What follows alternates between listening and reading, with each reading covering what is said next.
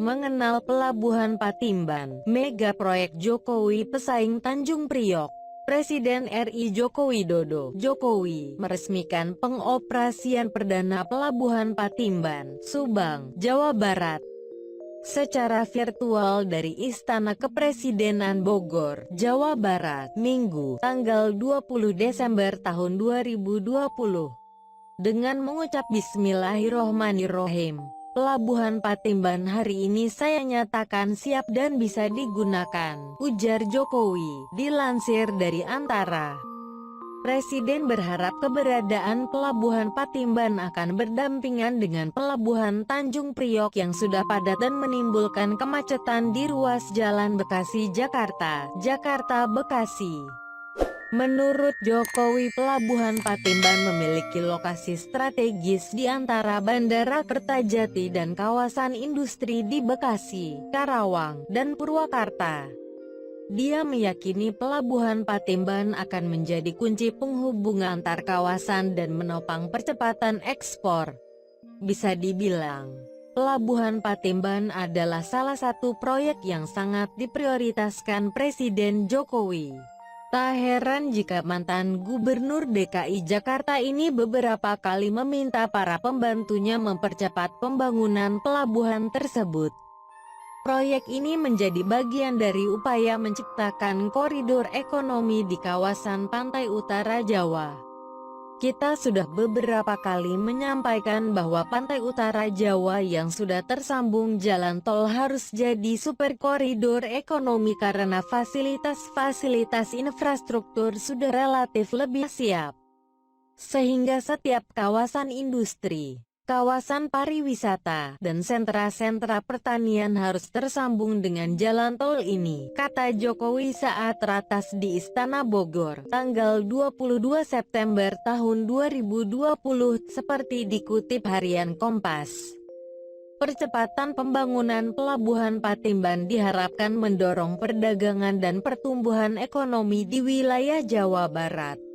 Pelabuhan ini diharapkan mendukung perekonomian regional dan nasional.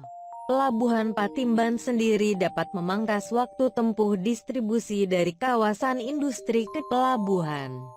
Hal ini akan berdampak positif terhadap penurunan biaya logistik.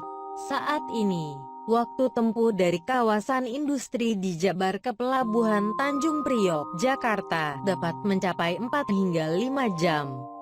Kepadatan lalu lintas menuju Pelabuhan Tanjung Priok memengaruhi waktu tempuh tersebut.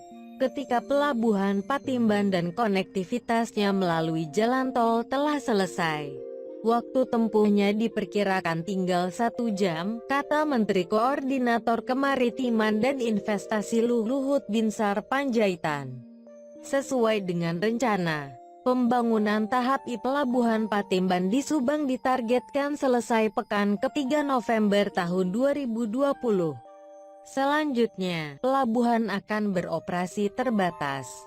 Pelabuhan Patimban jadi salah satu proyek strategis nasional dengan investasi Rp43,2 triliun di area seluas 369 hektar dan lahan cadangan 356 hektar. Pembangunan tahap I menyedot anggaran Rp14 triliun dari APBN dan pinjaman Japan International Cooperation Agency atau JICA. Pada tahap I, pelabuhan secara fisik akan memiliki bangunan dan kapasitas sebesar Pelabuhan Tanjung Priok.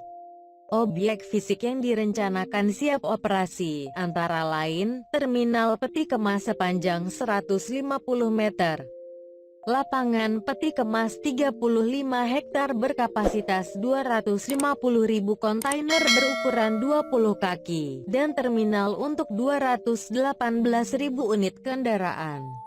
Pelabuhan Patimban direncanakan terbangun secara menyeluruh tahun 2027. Berikutnya, pada tahun 2027, total kapasitas kumulatif terminal peti kemas akan menjadi 7,5 juta TEU. Sementara itu, Menteri Perhubungan Budi Karya Sumadi mengatakan, Pelabuhan Patimban merupakan pelabuhan utama yang dibangun dengan salah satu pertimbangan utama untuk mengurangi biaya logistik dan memperlancar arus barang, serta mengurangi beban kendaraan barang di jalan raya khususnya di wilayah Jabodetabek. Pelabuhan Patimban yang disinergikan dengan Pelabuhan Tanjung Priok diharapkan dapat mengefisiensikan waktu dan biaya logistik, khususnya untuk menekan biaya logistik nasional dan meningkatkan efisiensi biaya ekspor produk Indonesia ke luar negeri, salah satunya produk otomotif, kata dia.